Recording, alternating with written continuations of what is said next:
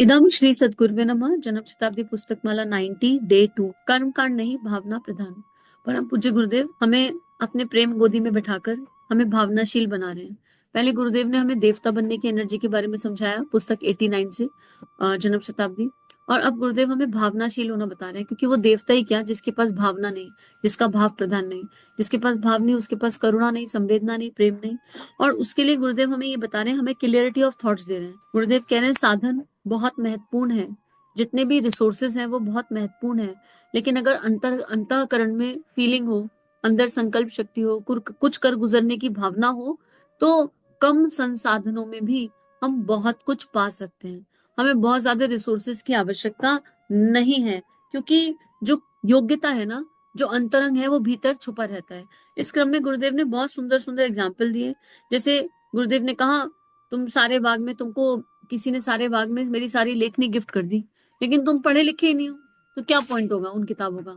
तुम तो उनका उपयोग ही नहीं कर पाओगे, तुमको उनको वैल्यू नहीं समझेगी। पता चला टिफिन में बच्चों की रोटी बना रहे हो, उसमें कागज फाड़ फाड़ के लगा रहे हैं। ये स्थिति कर दोगे तुम तो। ऐसा भी कर सकते हो अगर समझ नहीं होगी तो गुरुदेव कहने हैं कि मैं तुमको सब कुछ दे दूंगा, सारे रिसोर्सेज दे दूंगा, तुम्हें क्या चाहिए सब कुछ तुम्हें प्राप्त हो जाएगा, लेकिन भीतर का अंतरंग देखो कि हम उस रिसोर्स का सही उपयोग कर पाएंगे। अब यही यहाँ पर बात आ जाती है कि हमें रिसोर्सेज दिए गए, हमारे ऋषियों ने मुनियों ने षटकर्म बनाया, हमारे ऋषियों ने मुनियों ने उपासना की एक दिव्यता समझाई, यज्ञ की एक दिव्यता समझाई, और इसमें जितने भी कर्म कांड होते हैं उन सबके पीछे एक वैज्ञानिक दृष्टिकोण है, एक वैज्ञानिक पहलू है, और जिसे हम भूल गए। हमें खजाना दिया गया था, लेकिन हम उसको बिसरा गए। हम अक्षतम समर्पयामि करते चले गए और करते रह गए, और दीपक बुझ गया तो डर रहे हैं आज भी। हम बस दीपक जगा रहे हैं और कर्मकांड के रूप में दीपक जगा रहे हैं, पर हम ये समझ नहीं पा रहे कि दीपक जगाने का अर्थ, बाहर का दीपक प्रतीक है आत्मा का, आत्म ज्योति का, और वो जग रहा है। इसका मतलब ये है कि वो मुझे ये कह रहा है कि भीतर की आत्म ज्योति सदा प्रकाशित रहे, इसके ऊपर मैल नहीं आना चाहिए, और उसमें लगातार घी डालना चाहिए, प्रेम रूपी घी, स्वाध्याय रूपी घी, उपासना रूपी घी, वो अमृत डलना चाहिए तो प्रकाश रहेगा, समर्पण विश्वास डलना चाहिए। अब अगर हम अक्षत चढ़ा रहे हैं तो हमें ये समझ में आना चाहिए, अक्षत का मतलब जो कभी क्षय ना हो, जो कभी खत्म ना हो, अनंत भंडार। तो हमारी आत्मा का जो प्रकाश है वो क्षय नहीं हो सकता, तो हम वो भूल गए। तो हमें सब कुछ दिया गया था, हमें सारे टूल्स एंड टिप्स दिए गए थे मानव जीवन को दिव्यता की ओर चल ले जाने के लिए, पर हमसे गड़बड़ हो गई। अब गुरुदेव इसी क्रम में कई सारे एग्जाम्पल दे रहे थे। उसमें एक एग्जाम्पल ऐसा भी है कि चित्रकारों ने बढ़िया से बढ़िया चित्र किस माध्यम से बनाए? ब्रश के माध्यम से बनाए। ब्रश से क्या बनता है बेटे? तस्वीरें बन जाती हैं, पेंटिंग बनती है। अच्छा चलिए, एक ब्रश हम आपको दे देते हैं, जर्म सी क्वालिटी का कहो, वन सी क्वालिटी का मंगा देते हैं, एक पेंटिंग बनाकर दिखा दीजिए, एक तस्वीर बनाकर दिखा दीजिए। नहीं साहब, हमसे नहीं बन सकती। अरे आपको ब्रश भी दे दिया, आपको रंग भी दे दिया, आपको कैनवास भी दे दिया, और आप ब्रश पे से तस्वीर नहीं बना सकते? यह बात भी सही है। क्यों? क्योंकि आपके पास खाली ब्रश था, लेकिन चित्रकला नहीं थी, चित्रकला के बारे में जानकारी नहीं थी, इसलिए आप उसमें सफल ना हो पाए और चित्र नहीं बन पाया। तो अब हमें क्या करना है? इस सारी एनर्जी से, इतने सारे एग्जाम्पल से जो सीखने वाली बात है, हमें आइडियली ना गुरुदेव के समक्ष बैठना चाहिए और बिल्कुल पैर पकड़ के बैठना चाहिए। गुरुदेव, माँ, आप हमें सिखाना क्या चाहते हैं? आप हमें बताना क्या चाहते हैं? और शायद गुरुदेव हमारी एनर्जीज को ट्रांसफॉर्म करना चाहते हैं। गुरुदेव, माँ ये कह रहे हैं कि तुम दुनिया की रेस में इतना ज्यादा भाग रहे हो, भौतिकता में भी हम चीजें इकट्ठी कर रहे हैं।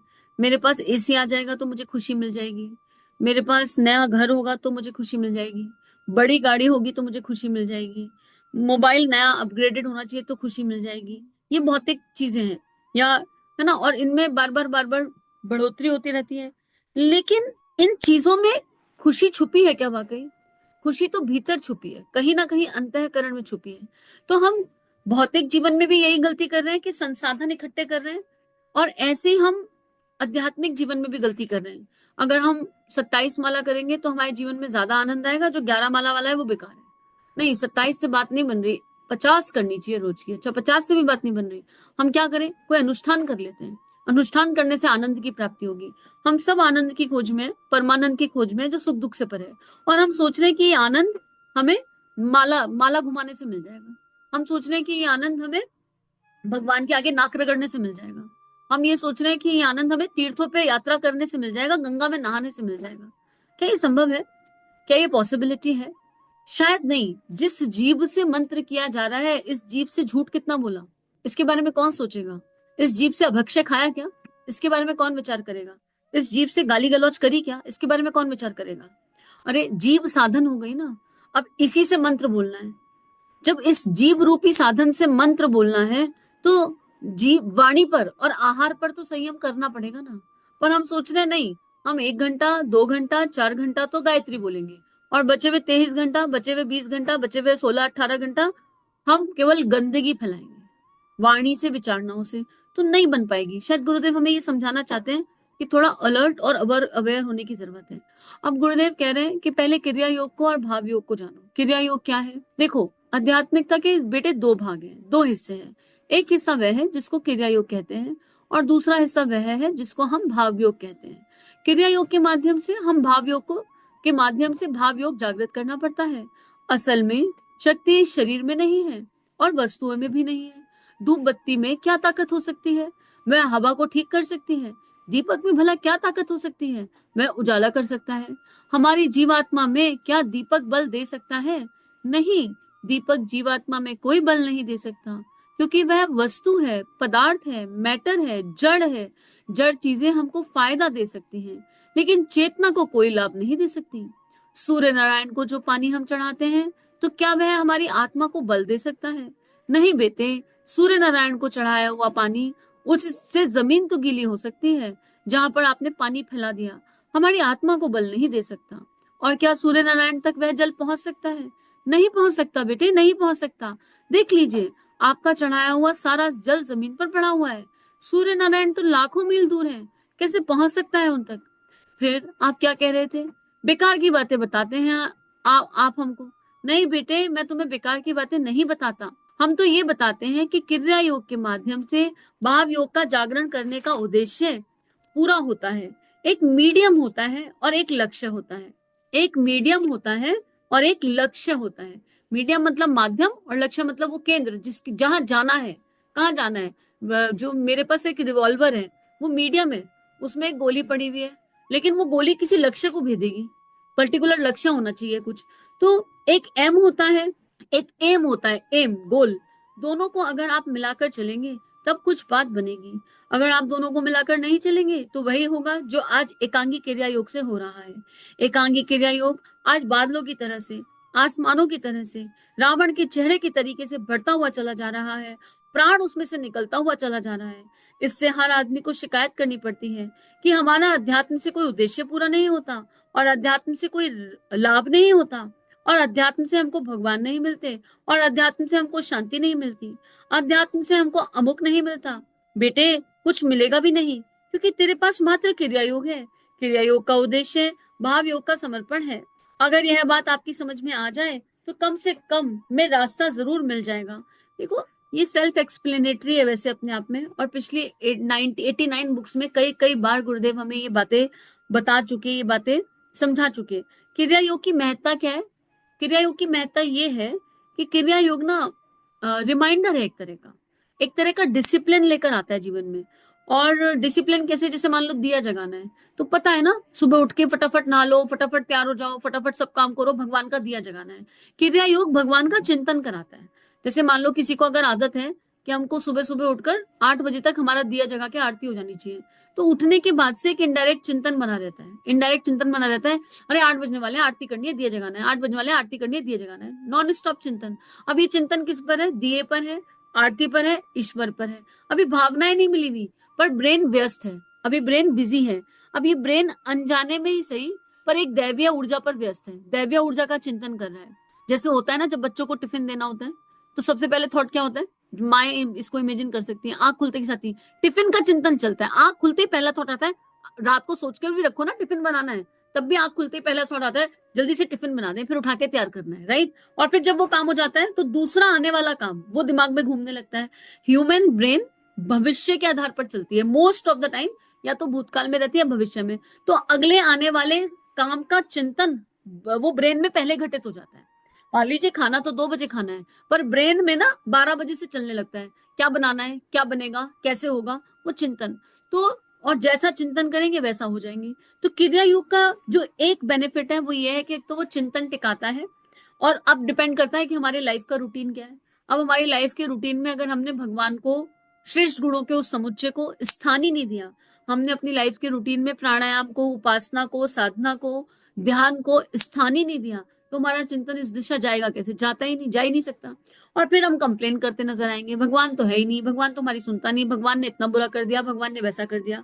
और एक अंतर और समझने की आवश्यकता है, स्पिरिचुअल और रिलीजियस, ये तो अलग अलग एनर्जी है। हम जिस धर्म की बात करते हैं, जो धर्म, जिस धर्म के नाम पर लड़ाई झगड़े मच रहे हैं, वो धर्म नहीं है। धर्म तो बस एक ही था, मानव धर्म। धर्म बस एक ही है, युग धर्म। धर्म बस एक ही है, भारत माता के प्रति धर्म। लेकिन जो धर्म संसार में घूम रहा है, वो हिंदू मुस्लिम सिख ईसाई के बीच में, देशों के बीच में, भाषाओं के बीच में बढ़ गया है। उस धर्म की बात यहाँ पर गुरुदेव नहीं कर रहे हैं।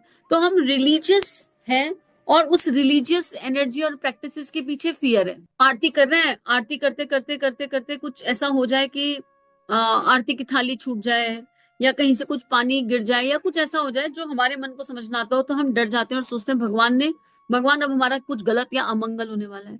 हम आउट ऑफ फियर या आउट ऑफ लालच भगवान का स्मरण करते हैं। पर चलो, एक अच्छी बात यह है कि क्रिया योग से ही सही भगवान को याद करते हैं। जो बहुत क्रिया योग करके भगवान को याद करते रहेंगे, करते रहेंगे, करते रहेंगे, उनके अंदर ऐसा होता है कि भाई बारिश, बहुत तेज बारिश हो रही है, और हम बारिश में भीग नहीं रहे हैं, राइट, लेकिन हम बारिश बारिश बारिश बारिश बार बार बोल रहे हैं, या बारिश के आसपास वाला एरिया में घूम रहे हैं, तो वो छींटे हम पर आती हैं, और कभी ना कभी हमें वो हमारी इंद्रियों को स्पर्श कर जाती हैं, स्ट्रांगली स्पर्श कर जाती हैं। और कभी ना कभी बारिश में भीगने का मन करके उसको जीने का भी मन करेगा। अब किस जन्म में होगा ये नहीं पता। तो ये अच्छा है कि भारत भारत की नींव में चाहे कोई भी वर्ग हो, चाहे कोई भी वर्ग हो, वो उसके जीवन में उपासना का क्रम है। फिर चाहे वो किसी भी जाति में जन्म हो, चाहे वो हिंदू हो, चाहे वो मुस्लिम हो, किसी ना किसी फॉर्म में लाइफ में एक एक ऐसी शक्ति के बारे में चिंतन होता है जिसको ना देखा, ना जाना, ना सुना, बस पता है कि वो है। और ये भारत में कहीं ना कहीं एक भारत का डेवलपमेंट का कारण बनेगा। नींव में ये है, क्योंकि ये करते करते करते करते हमें वो दिव्यता प्राप्त हो जाएगी कि हम ये क्यों कर रहे हैं। अब प्रश्न यहाँ पर बस यही है कि हम अपने अध्यात्म की जांच करें आज, कि अब तक हमने कितने अनुष्ठान कर लिए, अब तक हमने कितनी साधनाएं कर ली, अब तक हमने कितना जप किया, और क्या वो हमारे अकाउंट में, हमारे दिमाग में कहीं रजिस्टर है? अरे हम तो रोज 27 माला सुबह करते हैं, 27 माला शाम को करते हैं। अरे हमने तो 2000 मंत्र लेखन की कॉपी लिख ली, 10,000 कॉपी लिख ली। अच्छा, हम तो सुबह 3 बजे उठ जाते हैं। क्या हम ये सब काउंट कर पा रहे हैं? और इसमें अपने आप को बता रहे हैं हम कितना करते हैं? हमने गुरुदेव की कम से कम इतनी हजार, इतनी सारी बुक पढ़ ली। हम तो इस क्षेत्र में जाके उतना काम करते हैं, उतना काम करते हैं, और उसमें गए थे 5,000 लोगों के बीच में बैठ के हमने व्याख्यान दिया था। अगर ये सब थॉट आ रहे हैं ना, तो फिर अभी हमने कुछ नहीं किया। We need to restart, we need to restart, we need to do a self analysis, कि ये सब इतना सारा काउंट आया कहाँ से, इतना सारा स्टैकअप हो कैसे गया? हम केवल क्रियाएं कर रहे हैं। बस ये गुरु की कृपा है, और अहेतु की कृपा है, कि गुरु को तो माध्यम चाहिए। गुरु ने कहा ना कि माध्यम, तो ये अहेतु की कृपा है कि उन्होंने हमें माध्यम बना लिया, क्योंकि यहाँ पर भी हम चिंतन गुरु का कर रहे हैं, गुरुदेव का काम करने की भावना मन में आ रही है। चाहे उस भावना में गुरुदेव ने लिखी है ये बात कि बेटा, मैं तुम्हें कहता हूँ कि तुम्हारे हिस्से का जप मैंने कर लिया, ठीक है, अब तुम जप करने में मत पड़ो, तुम जाओ आराधना करो। शुरू में गुरुदेव, ये यात्रा ना, कई बार मैंने अनुभव किया है ये, कि कुछ लोगों की यात्रा तो शुरू होती है उपासना से, साधना से, फिर उनको आराधना में भेजा जाता है। पर मोस्ट ऑफ द टाइम बहुत लोगों की साधना आराधना से शुरू कराई जाती है, सेवा सेवा सेवा। तो गुरुदेव बड़ा सुंदर वैज्ञानिक दृष्टिकोण एक दिन समझा रहे थे। अब कौन सी किताब के माध्यम से समझाया ये तो स्मरण में नहीं है, पर समझा रहे थे। क्योंकि ये बड़ा कॉन्ट्राडिक्टरी हो जाता है। गुरुदेव का जीवन ये कहता है कि उपासना बड़ी महत्वपूर्ण है। गुरुदेव ने 6 घंटे रोज उपासना करी, नित्य गायत्री उपासना करी, और अगर कभी किसी दिन मंत्र छूट गया या नहीं हो पाया तो उसकी क्षतिपूर्ति करी गई। उसके बाद लास्ट में हिमालय पर जाकर 1-1 साल अज्ञातवास में रहकर आए, वहां पर भी गुरुदेव उपासना और साधना ही कर रहे हैं। और उसके बाद लास्ट में तो सूक्ष्मीकरण में चले गए। तो गुरुदेव का जीवन चित्र तो ये दिखा रहा था। लेकिन जब गुरुदेव की बात सुनो तो कहते थे तुम हमारा काम करो, हम तुम्हारा काम करेंगे, और तुम्हारे हिस्से का जब हमने कर लिया, तुम जाओ लोगों में जाओ, अखंड ज्योति बांट कराओ, युग निर्माण बांट कराओ, ऐसा बांटो वैसा बांटो। तो ये दोनों चीजें ना रिलेट नहीं हो रही थी, कॉन्ट्राडिक्टरी लगती थी, समझ में नहीं आता था। गुरुदेव ने कहा बेटे, जब तुमने मानव जन्म लिया ना, तो तुम इतने सारे कचरे के साथ जन्मे, इतने सारे कचरे के साथ जन्मे कि क्या मैं क्या ही बताऊं। ठीक है, अब जब मैंने तुमको आराधना के लिए कहा कि जाओ तुम आराधना करो, तो आराधना करने में क्या होता है? मान लो 50% परमार्थ का भाव है, और 50% लोकेशना का भाव है। लोकेशना तो होती है कहीं ना कहीं, है ना, छुपी हुई रहती है। मतलब आप लोगों के लिए नहीं कह रही हूँ, पर एक जनरल सिनेरियो है। नेम एंड फेम की चाह सबको है, सम्मान की चाह सबको है, एक जनरल सिनेरियो है।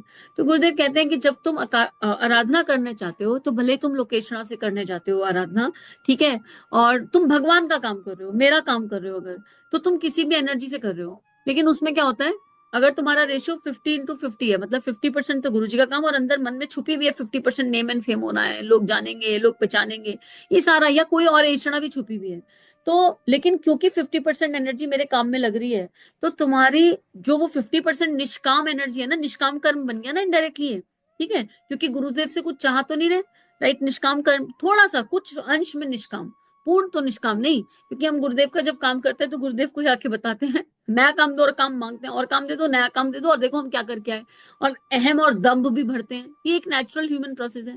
लेकिन फिर भी गुरुदेव समझाते हैं कि वो जो 50%, 20%, 40%, जिसका जितना रेशियो, उसके आधार पर तुम्हारे जो पूर्व जन्मों में किए हुए कई सारे कर्म थे, उनके जो अणु परमाणु भीतर बैठे थे, वो सब भस्म हो जाते हैं, और फिर गुरुदेव ट्रांसफॉर्मेशन कराते हैं।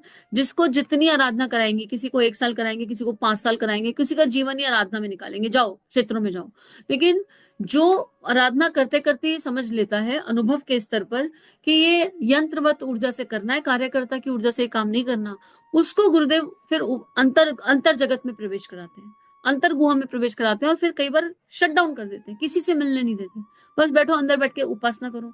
और फिर वहां समझ में आती है महर्षि अरविंद की साधना, वहां समझ में आती है श्रीमती राधा रानी, वहां समझ में आते हैं परम पूज्य गुरुदेव। देखो ना इन्होंने क्या किया, श्री राधा जी ने तो एक गांव में रहती थी, बस ब्रज की गलियों में घूमती रही, बरसाने में रही, बरसाने की रानी, बरसाने की देवी, और ऐसा ऐसी एनर्जी रेडिएट करी कि प्रेम की देवी बन गई, ऐसी एनर्जी रेडिएट करी कि जगत गुरु उनके चरणों में शीश नवाने लगे। विचार करके देखिए कि क्या ही उन्होंने साधना करी होगी, उनके भीतर उनकी मन स्थिति कैसी रही होगी, क्या दिव्य भाव भंगिमाएं होंगी, क्या अंतःकरण में घटित होता होगा, क्या महर्षि अरविंद ने किया। तो गुरुदेव हमें बहुत गहराई से समझा रहे हैं, बहुत गहराई से भीतर लेके जाने चाह रहे हैं।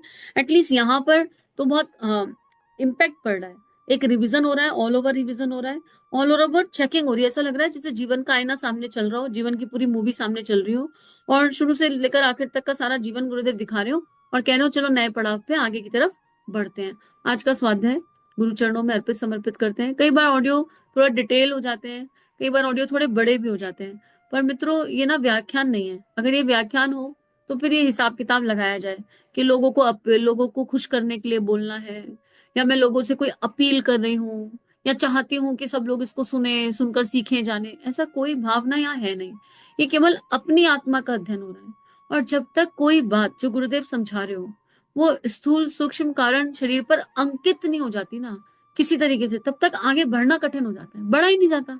ऐसा लगता है नहीं, मेरा गुरु कुछ और भी कहना चाह रहा है, इसमें कोई और भी भाव छुपा हुआ है, इसमें कोई और भी खास बात है। तो ये ना मित्रों स्वाध्याय हो रहा है, और हम ये मान लें कि गुरुदेव हम सबको सिखा रहे हैं। ऐसा नहीं है कि मैं मतलब ये एक देह, ये जो एक देह है, मैं करने वाली जो देह, ये देह बोल रही है और आप सुन रहे हो, ऐसा नहीं हो रहा है। ये ऐसा है कि हम सब बैठे हैं, और वो महाकाल ब्रह्मांड के मध्य एक बड़ी सी खाट डालकर बैठा है, और हम सबको पढ़ा रहा है, बेटा पढ़ लो, अपने काम की चीज उठा लो, जो लगे कि ये इसमें अपना बेनिफिट है, इसमें अपना काम है, इसमें आत्म सुधार है, इसमें आत्मनिर्माण है, ये हमारे अंतःकरण को स्पर्श कर ले, वो उठा लो। और जो लगे कि ये हमारे लिए नहीं है, उसे गुरु चरणों में अर्पित समर्पित कर दो, कि किसी के लिए तो होगा। बहुत सिंपल बात है। तो इसी के साथ सभी अपना ध्यान रखें। इन भावनाओं को विश्वव्यापी बनाने के लिए सभी को कोटि कोटि आभार। 21वीं सदी उज्जवल भविष्य, जन जन में देवत्व का जागरण, आत्म सुधार समाज की सबसे बड़ी सेवा, अपना दीपक आप बनो। जी हाँ, ये सारी बातें हमें सिखाई आचार्य पंडित श्री राम शर्मा ने। परम पूज्य गुरुदेव की लेखनी ने इस जीवन को एक नई राह दी, आनंद दिया, और अब उनकी लेखनी को जन जन तक ले जाना यही मात्र एक उद्देश्य है। इसमें आपकी सहायता की आवश्यकता। आइए इस लेखनी को विश्वव्यापी बनाएं, जन जन तक इसको लेकर जाएं। चैनल को लाइक कीजिए, सब्सक्राइब कीजिए और सभी से शेयर कीजिए। इदम श्री सद्गुरुवे नमः।